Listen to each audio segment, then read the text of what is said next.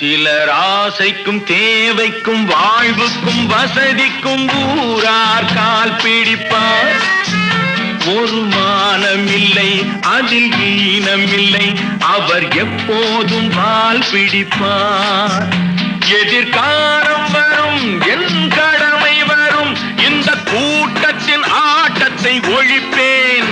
பொது நீதியிலே புது பாதையிலே வரும் நல்லோர் முகத்திலே விழிப்பேன். வரும் நல்லோர் முகத்திலே விழிப்பேன்.